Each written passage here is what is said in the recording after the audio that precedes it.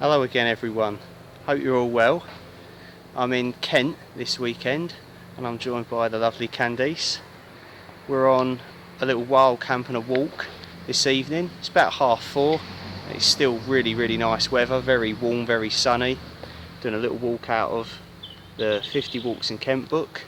We're in Hever today. Hever Castle is literally round the corner.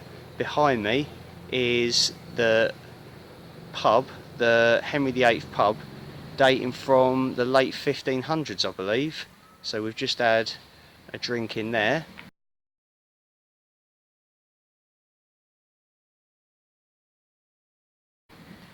So the walk is 7 miles long. So we're going to start it this evening. We're going to walk for a little way, find somewhere to camp in one of the nearby woodlands, possibly overlooking Hever Castle, which was home to Anne Boleyn, by the way. And then tomorrow morning we're going to get up early. Apparently the weather's meant to be a scorcher again, and we're going to finish the walk off before I have to go to work. So yeah, it should be a fun little micro adventure, and you'll be joining us as well. So enough talking, let's get walking.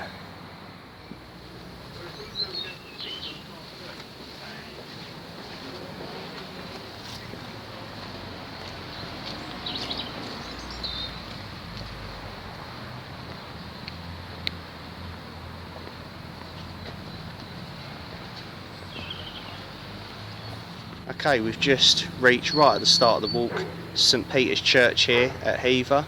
You know the score. Let's go through that door.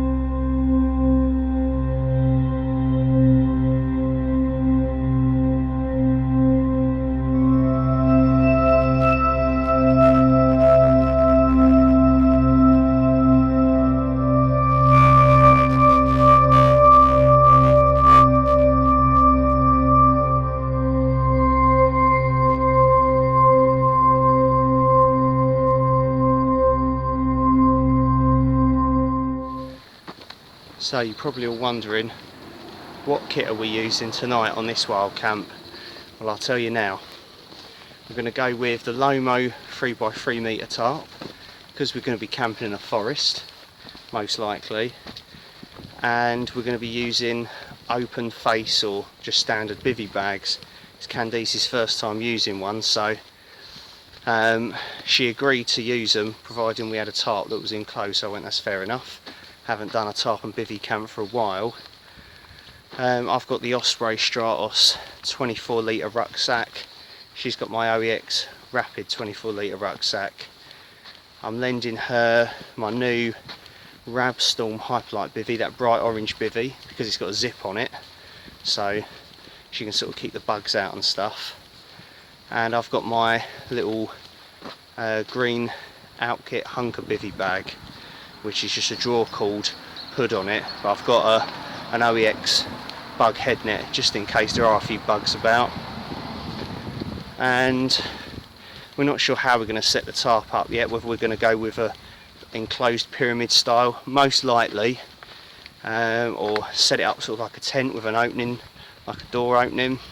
They'll probably be the two we'll do. We'll decide which one when we get there, really. Depends on sort of the lay of the land.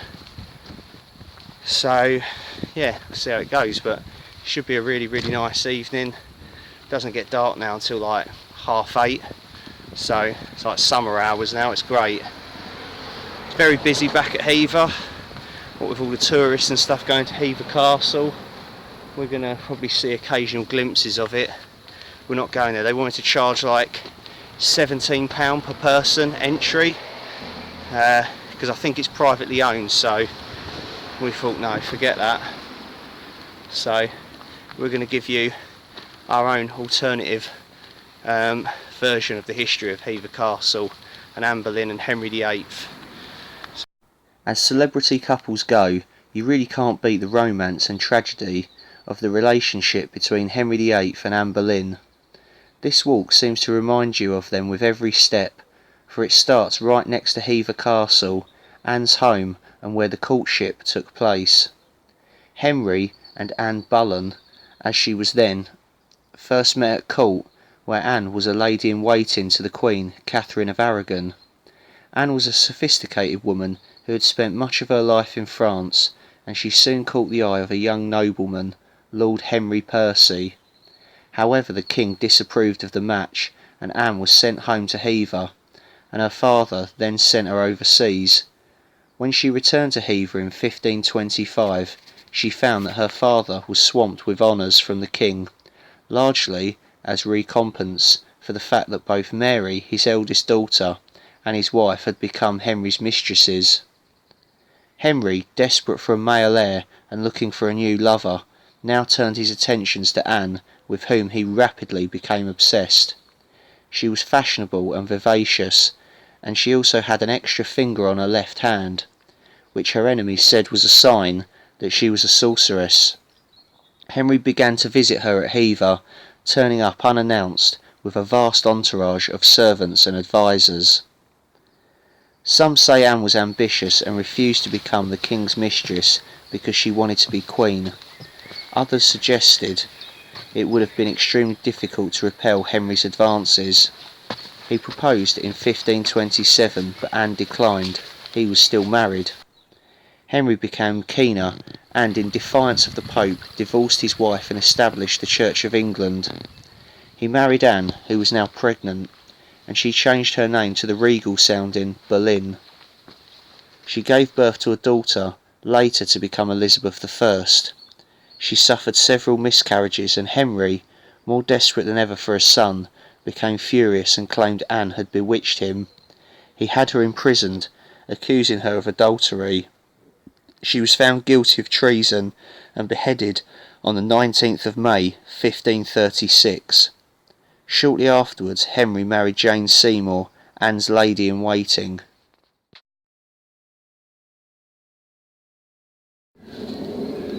We've come across on the Eden Valley Walk this really weird like rock formation, and the path is cut through it, and it's like really steep on both sides. We're on sort of the outside of the path now.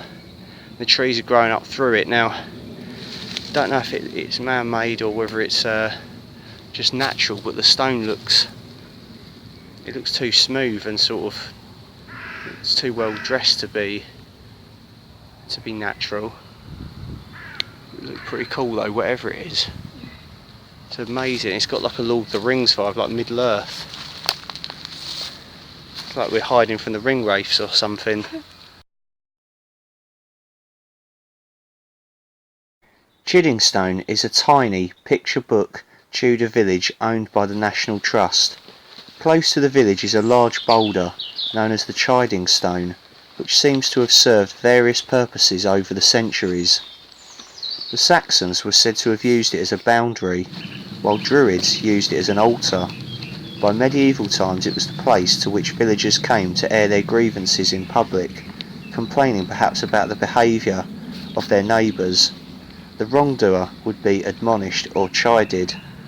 Apparently, Henry VIII's last wife, Catherine Parr, once lived in the village, in the house next to the inn.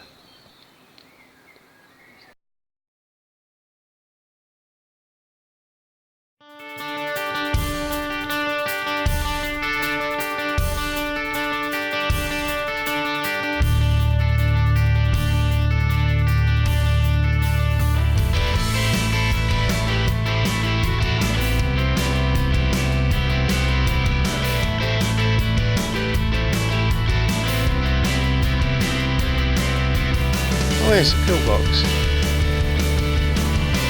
We're now crossing over the River Eden. Very nice. Quite a substantial sized river. So this is a red brick pillbox here.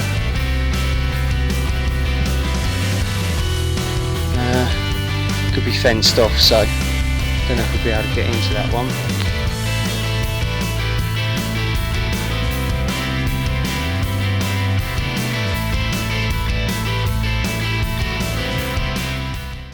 Welcome back everybody. It's about 20 to 8 now and still got a fair amount of daylight left.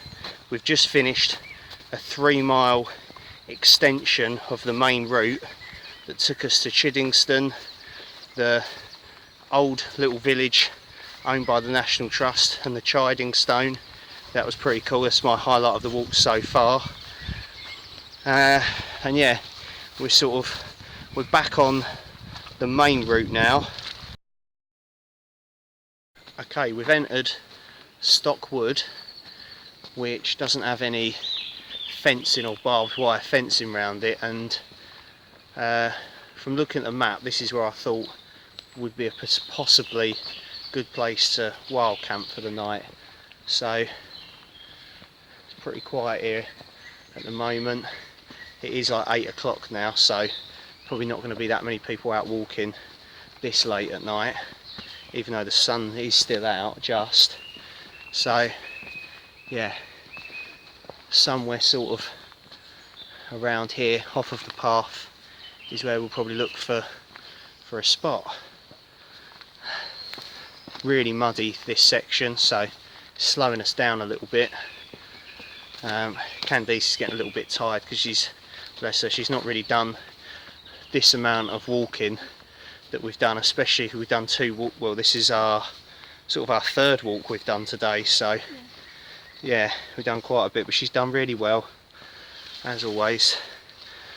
And we nearly went over, so yeah, anyways, I think I'll get back to you once we've definitely found a spot and we're starting to set up. Yeah, see you in a bit.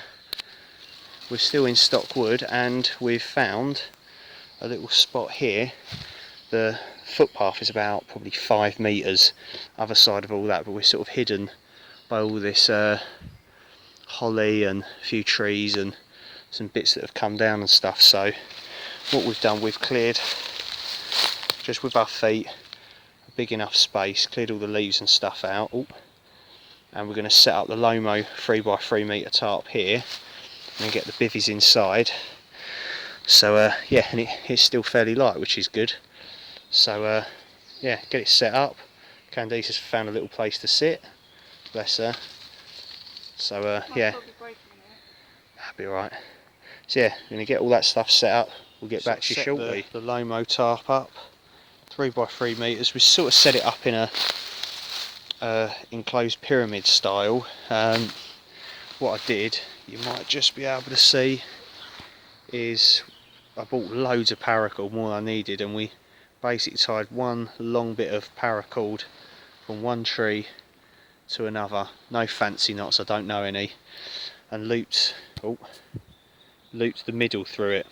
It's about 9:10 now, so we've lost light, so the visibility is not great, even though the torches are good, but the camera will autofocus.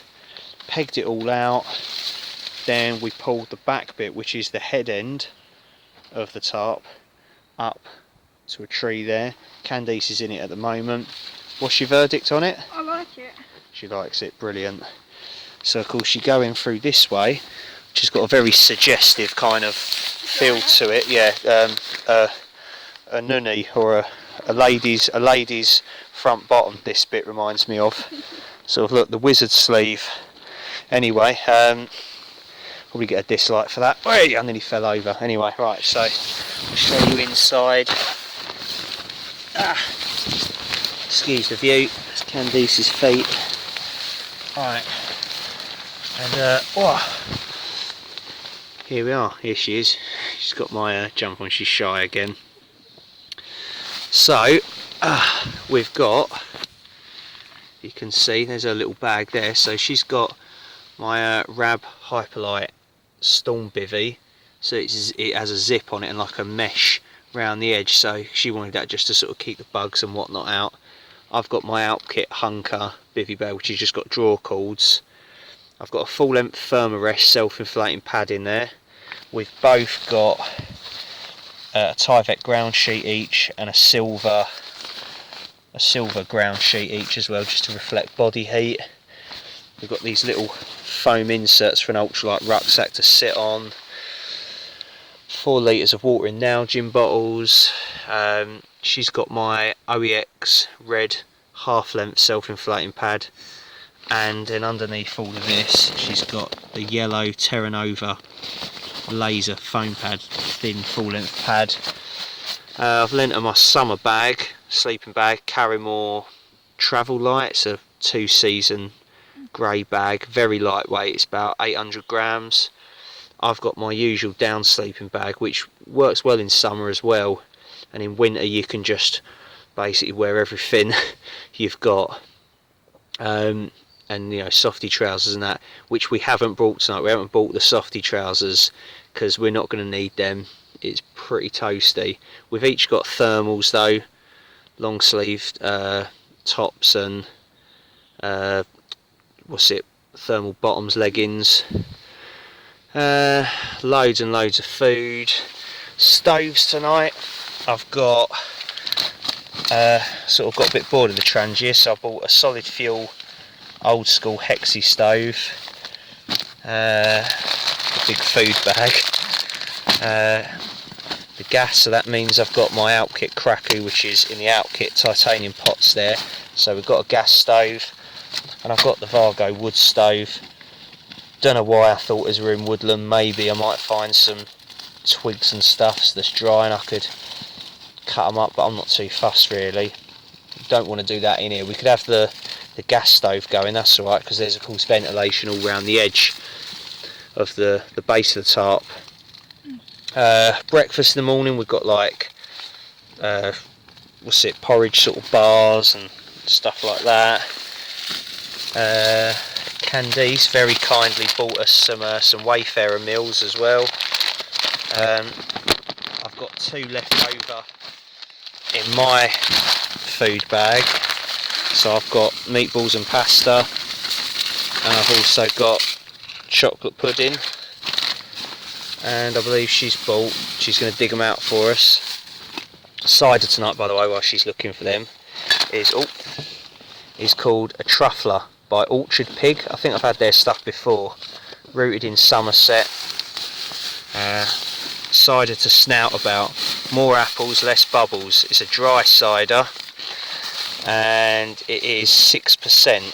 So Candice picked this one out of my extensive selection of ciders that I'd need to drink and review. This will put the curl back in your tail. A gently sparkling Somerset cider with aromatic tannins and a balanced bittersweet finish from West Country cider apples. Oink. Yeah, so we're going to crack that one open, give you a verdict, and here we are. She's kindly she's bought me a beans and burgers, and she's got herself a meatballs and pasta. Cheers, you. So yeah, we're gonna get cooking this food up.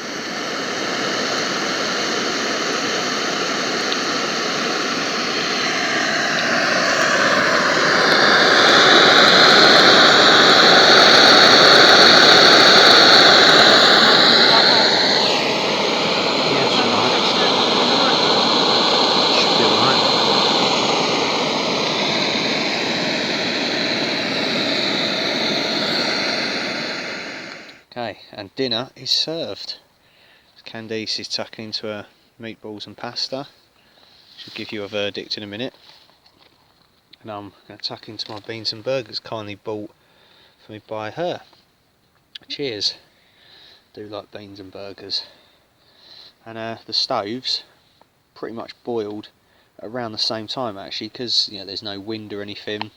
Solid fuel stove probably, I would say, match the gas stove, so it's not bad. What do we reckon? That's nice. Yeah. Cheap date. Excellent. We've earned that. Oh, God. Well done, you. Excellent. Right, we're going to tuck into some food. We'll chat to you soon. Okay, and now on to dessert, which is a Wayfarer chocolate pudding in chocolate sauce. So we've both wolfed down our respective dinners. Verdict from Candice was amazing, she said, and likewise with my beans and burgers. Doing a little bit of washing up there, the pots and the sporks and that. Yeah, we get dessert on the go, and then I'll crack out my cider. I've just got in here my usual little Galaxy hot chocolate and a 2-in-1 Nescafe. Okay, welcome back. We're inside the Lomo Tarp now. We've had dinner, I've had dessert, and yeah, Candice is just snuggled up on top of my Rab Bivvy at the moment. So I've got the Outkit Hunker Bivvy tonight, and I've just positioned the head torch on her bum so that we can get some light on the situation, because it is cider time. So yeah, it's an Orchard Pig cider, and it's the Truffler. So it's from Somerset. It's a dry cider to snout about, more apples, less bubbles, 6%. Yeah, never had this before, so we're going to crack it open, give it a try. It's the only cider I've got with me. So cheers for watching. Hope you're enjoying it so far. Get in the comments if you like a woodland camp. I know a lot of people do. If you like using tarps, that sort of stuff. Here we go, and of course let us know if you like a cider as well. So cheers. It's not got much of a smell to it.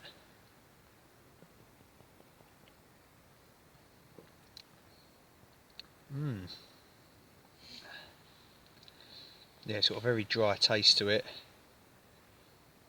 It's only slightly sweet. And yeah, it's not very fizzy at all, as you can see.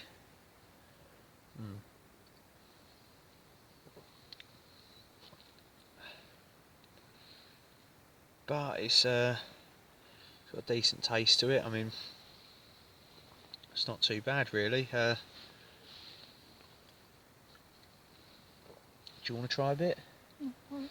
No? Alright. So it's up to me to give it a verdict. Right. I'd give it Orchard Pig Truffler. Give it a 6 out of 10. It's not too bad. I'm not a massive fan of dry ciders, but it's not the cider's fault, of course. It's just my personal preference, but it's not bad. Probably with some ice, it'd be really tasty. I could drink it fairly quick, but like this, probably take a little bit longer, but it's not bad at all. Yeah, cheers. Alright, welcome back. It's about 12:30 and we're gonna hit the hay now. Both are a bit shattered really, done a lot of walking today, and yeah, sort of just been sat in here chatting. It's been nice, really good. I'm sort of blinding Candice at the moment with the light. But yeah, we're going to aim to get up for about 7 o'clock latest, and I'll sort of show you sort of where we're camped and sort of the setup, and we'll get a quick bit of breakfast on the go, stuff like that. But mainly we're going to try and just get packed up, hopefully be walking by about sort of 8, half 8 really. Yeah, hopefully have the rest of the walk finished by midday at the latest, so should be good. And tomorrow's meant to be really hot weather again, so yeah, we've got about a litre of water left as well, so that should be enough to sort of, no, 2 litres, no, we've got 2 litres of water left, sorry, so we should have enough for sort of doing breakfast tomorrow and stuff to drink as well. But sort of we've cut a lot of the weight down with food and stuff, so you know the packs will be a little bit lighter, which is good. Yeah, looking forward to it. So we just got to get Candice through the night because of all the bugs and stuff that are crawling everywhere, but she's got the bivvy bag that zips up, so it's a lot better. So I've got my little OEX bug head net, because of course mine's a draw called bivvy, so just to keep anything out. But once the lights are out, they'll probably all bugger off, so should be alright. There's an owl, Twit-to-woo-in or whatever, just over that way. It's the first owl Candice has ever heard, which is quite cool. You wait till you hear the foxes screaming. It sounds like someone being murdered, but yeah, we heard some rustling sort of over there. It's probably like a little rabbit or a squirrel, something like that. So there was some fireworks over there earlier. But yeah, that's all I've got to say on that really. So yeah, we'll see you in the morning. Good night. Night. Good morning everyone. It's about 7 AM and we've just had breakfast in the tarp. I'm going to boil up some water in a minute on the gas stove for a hot drink. Looks like the sun's out through the tarp and a bit of condensation on it, but it's not too bad. The bivvy's worked well. Candice slept really well. Liked it? I did. She really did. Yeah, this Rab Storm bivvy, and yeah, mine was good. I had a night terror though. Yeah, it woke her up because I was shouting her name out in the night, because I thought someone was trying to kidnap me. Yeah,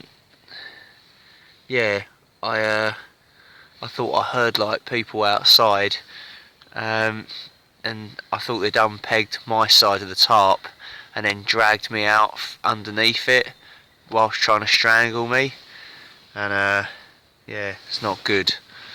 So but other than that, I slept really well. So, and we was warm, we was comfy, very comfy actually. It's good. So anyway, yeah, we're gonna get packed up, because we want to get a head start on the walk, get the last sort of few miles or so covered, and get back to the car before midday. So yeah, we'll show you the views outside in a second.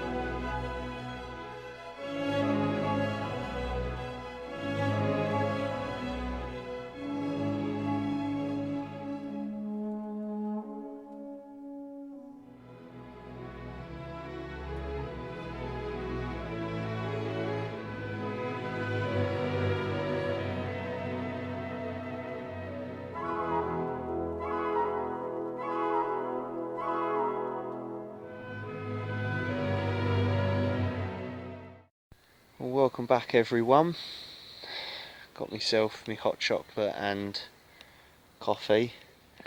We've just finished packing up. As you can see, we're leaving absolutely no trace apart from this cleared area, but that ain't too bad. Taking all the rubbish with us. That's in that little plastic Ziploc bag just on the top. It's always good just to keep a couple of those spare of different sizes, just to put all your rubbish in. And yeah, we've got enough water for the rest of the walk, so I've sort of rationed enough for that. It's about 8:15 now, and yeah, we're pretty much ready to go. So I'm gonna drink this, just get all sort of the stuff that's meant to be on the outside of the rucksacks lashed to the outside, and we're gonna head off. It's a lovely setting here in Stockwood here, and yeah, we'll be heading back to Hever where the car is.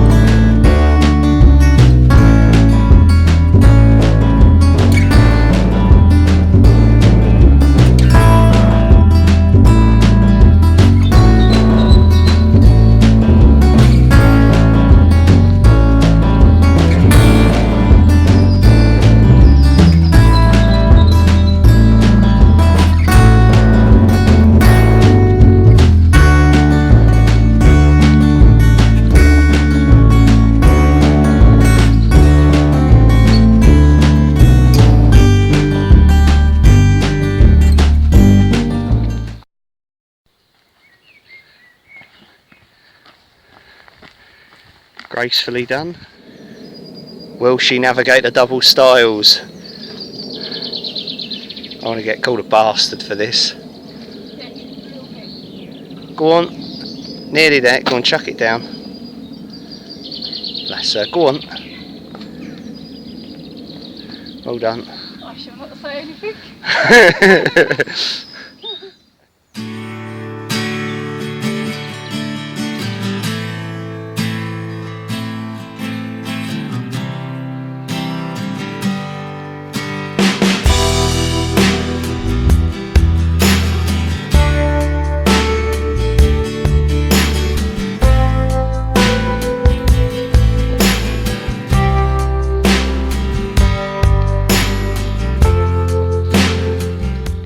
Back at Hever, and in fact we've actually come out right where the car is parked, so that's not too bad at all. In front of me I can see the King Henry VIII pub. To my right is Hever Primary School, and yeah, we parked the car here, and yep, all the wheels are still on the car, which is good. Alright then, so that's the end of this video and this walk and wild camp. Hope you've enjoyed it. Big thanks to the lovely Candice here for joining us again. Always a pleasure, never a chore. And yeah, thank you at home for watching. Thanks for the continued support and the nice comments and stuff. Hope you're enjoying the wild camps and the walks. I'm going to start doing more of these now as the nicer weather's coming. We'll still do a bit of history and urbex and exploration stuff, but just not as much. I want to get out, get some walks and some miles under my belt, and you know, tackle some long distance routes in the summer, you know, some more wild camping stuff like that. So should be good. I'm looking forward to it, and if the weather's going to be anything like this, it should be an absolutely brilliant summer this year, fingers crossed. So yeah, thank you very much for watching. Hope you enjoyed it.